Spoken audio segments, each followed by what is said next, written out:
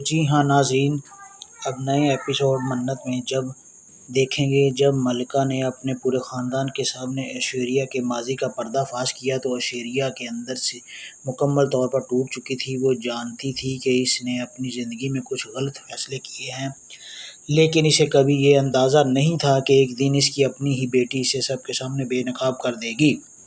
ایشوریا پچھتاوے کے اس گہرے سمندر میں ڈوبنے لگی جہاں سے نکلنا آسان نہ تھا، مگر عین اسی وقت اسور کا دل بھی بدلنے لگا اور پہلی بار کھلے دل سے مان لیتا ہے کہ منت ہی اس کی سگی بیٹی ہے اور وہ اسے مکمل طور پر اپنانے کے لیے تیار ہے۔ جیسے ہی ملکہ ایشوریا اور اسور کے پرانے رشتے کو سب کے سامنے ظاہر کرتی ہے، پورے گھر میں کوہرام مچ جاتا ہے۔ ایشوریا کو ایسا محسوس ہوتا ہے جیسے اس کی روح تک چیر دی گئی ہو۔ جس بیٹی سے وہ سب سے زیادہ محبت کرتی تھی، وہی اب اس کی سب سے بڑی دشمن بن چکی تھی۔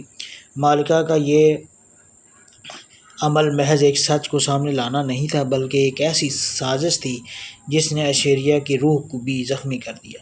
ایشوریا کو ایک اور زوردار جھٹکا تب لگا تھا جب اسے یاد آتا تھا کہ منت نے تو اس سے کبھی کچھ نہیں مانگا، پھر بھی ہمیشہ اس کے ساتھ کھڑی رہی۔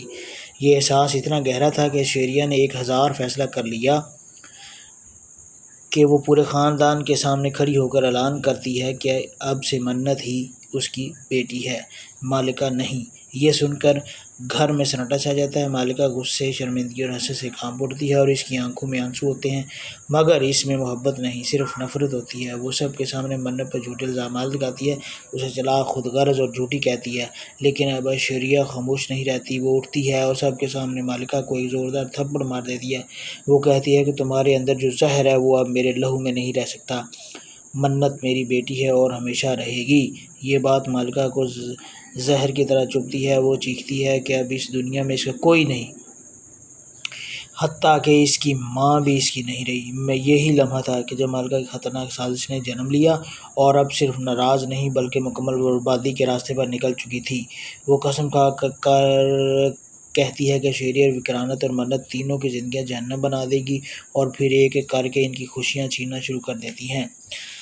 اسی دوران وکرانت کو معلوم ہوتا ہے کہ منت پر حملہ کرنے والے گنڈے دراصل ملکہ نے ہی بھیجے تھے۔ وہ یہ سن کر وکرانت غصے سے پاگل ہو جاتا ہے اور سب کے سامنے ملکہ کو دھکے دے کر گھر سے باہر نکال دیتا ہے۔ وہ چلاتا ہے، اگر اس گھر کی دیواروں پر بھی تمہارا سایہ پڑا تو میں وہ دیواریں بھی گرا دوں گا۔